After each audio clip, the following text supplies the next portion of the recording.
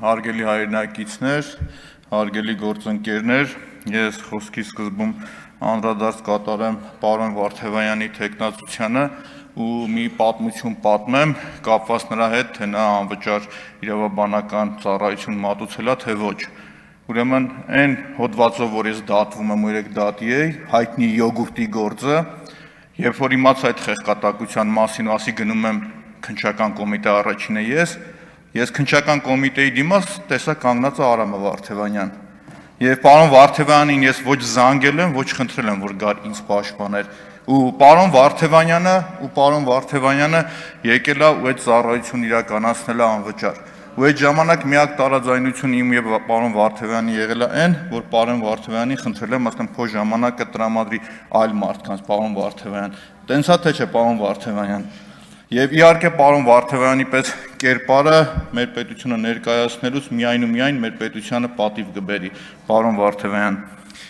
Ելույթիս հաջորդ մասը պարոն Ռուբինյան ազգային ժողովի նախագահությանն է ուղղված, խոսում եմ բարեկրթությունից,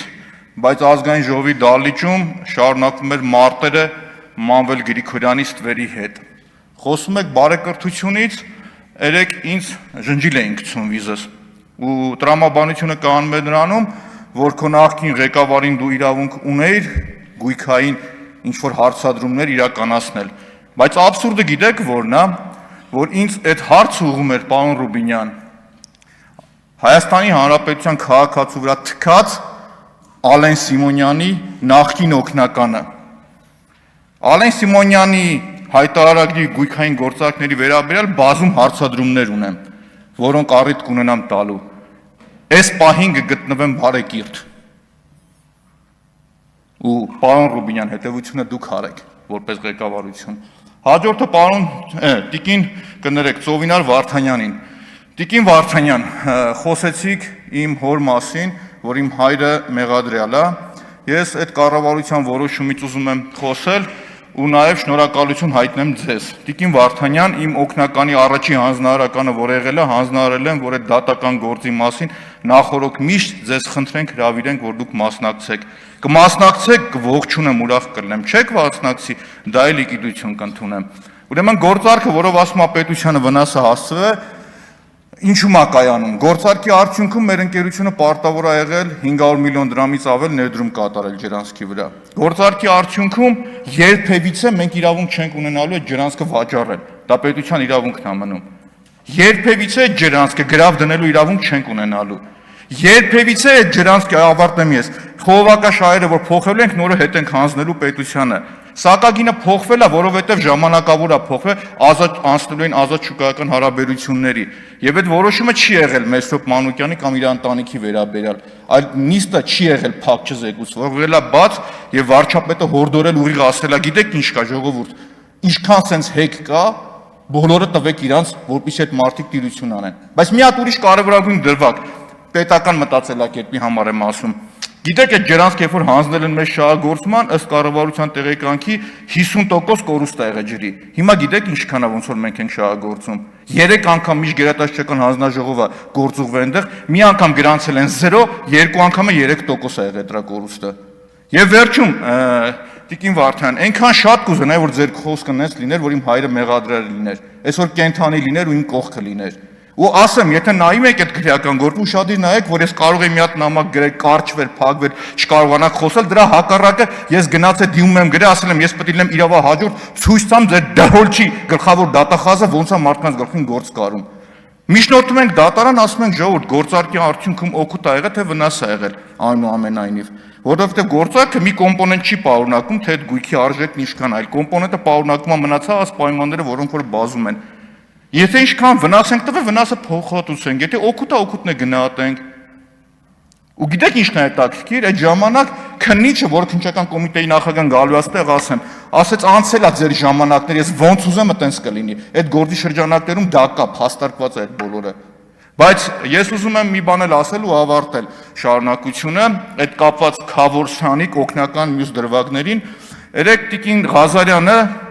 ասում էր Արշալույսի տիկին Ղազարյանն, ասում էր մանկապարտեզների ցուցակ ու ասում էր մի հատ էլ Մանվել Գրիգորյանի անունով, Տիկին Ղազարյանը մոռացավ վերջի մանկապարտեզի անունը տալ Իսկ գիտեք այդ վերջին մանկապարտեզնումներ Նիկոլ Փաշինյանի Խավորինը, որի մասին 100 անգամ խոսել եմ։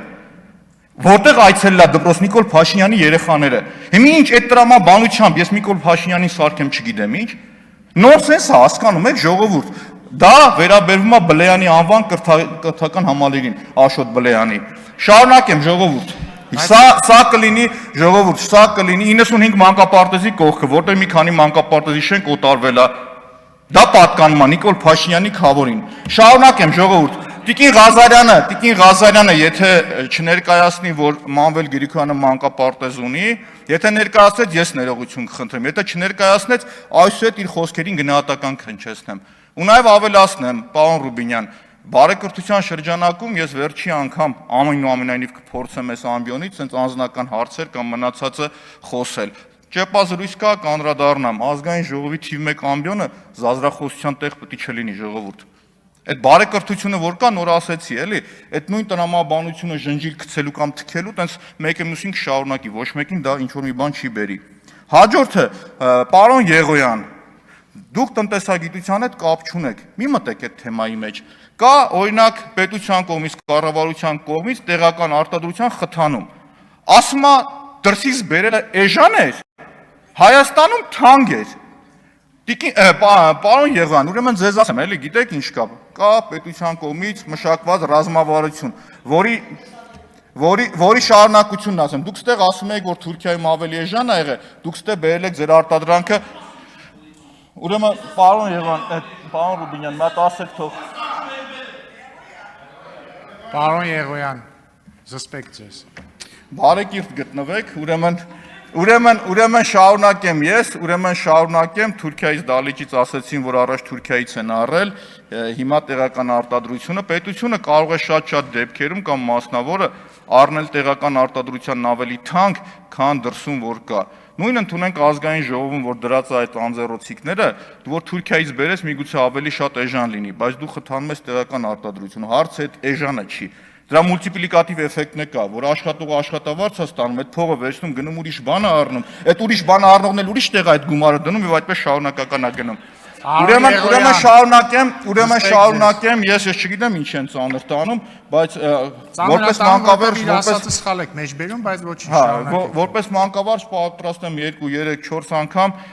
բացատրել տեղական արտադրության կարևորությունը ու ինչի կարա տեղական արտադրանքը ավելի թանկ լինի։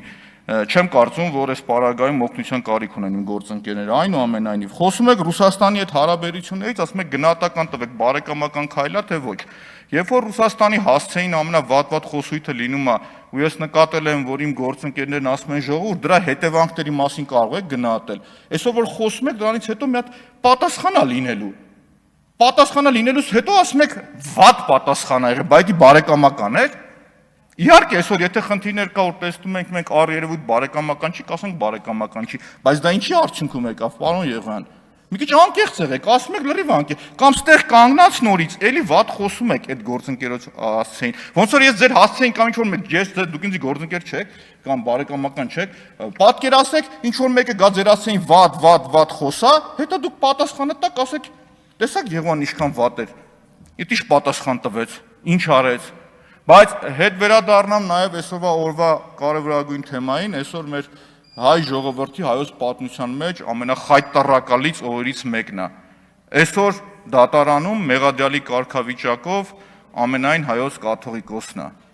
Սա ժողովուրդ ամոթ է, ամոթ մեր ժողովրդին։ Ու մի հատ եկեք հասկանանք, ինչ գործով ու ինչ կարգավիճակ ունի։ Ու նորից հետ վերադառնամ ժողովուրդ, այս ազգային ժողովի կամ հանրապետության թիվ 1 ամբիոնը իր ճիշտ նպատակին պիտի ծառայի։ Եվ եթե բարեկրթությունից խոսում են, որ մեկը քաղբանտարկյալ, ժնջիլը վիզա գցել, քաղբանտարկյալ լինելու Տիկին Վարդան ավելի կարճ ճանապարհ կա, այս յոգուրտի գործը որ կա 5 տարվա մեղադրյալ եմ։ Մի անգամից կալանքը տվեք բրծեք։ Մի անգամից այս խայտառակությանը։ Կամ այսօր այդ նույն ձեր ասած գործարքի արդյունքում ես եմ ասել, որ ես պետք է ապացուցեմ դա։ Այդ էլ գործ, այդքան շատ տանջվելու գործ չկա, ուղղությունն է տամ։ Ու իմ հետ կապված մի բան էլ ասեմ, ռիսկերը բոլոր ես ունեմ գնահատած, թե ինձ ոնց եք թիրախավորելու, ինչ եք անելու։ Իսկ իմ փորփրոց թե քչփչոց որ ասեցիք, շարունակվելու է։ Փորփրելու եմ, ման եմ գալու, ով կոռուպցիայի մեջ եղավ, ի ցույց եմ դնելու, ու ես դրանից չեմ նեղվում։ Շնորհակալություն։ Պարոն Մանուկյան, ես դες չընդհատեցի, բայց կարծում եմ, որպես մանկավարժ դու պետք է իմանաք, որ անծանոթ մարդկանց դհոլ չի անվանելը այդքան էլ բարեկիր չի եւ ձեզ կոչ եմ անում ոչ ոքի այդ թվում եւ առավել եւս հանրապետության գլխավոր դատախազին նախկին թեկուզ նախկին չանվանել դա թեկուզ ինքը ընդդիմադիր է հիմա, բայց դա կարևոր չի։ Իդեպ ընդդիմադիրը ասեցի, հիշեցի, նաև որ Աշոտ Բլեյանի անուն եք տալիս, նախ ինքը վարչապետ Նիկոլ Փաշինյանի քավորը չի, եթե ես ճիշտ գիտեմ, երեխաների քավորն է։ Երկրորդն էլ ինքն էլ է խորը ընդդիմադիր, չգիտեմ ձեր երկու խմբակցություններից որի աջակիցն է, բայց մեր աջակիցը հաստատ չի։ Ուժեղ Հայաստանին, ուժեղ Հայաստանի աջակիցն է։ Անես որ այդ ձեր բոլոր հարցերը, եթե քավորության մասին եք խոսում, իրանց քաղաքական քավորն է, մեր հետ կապ չունի։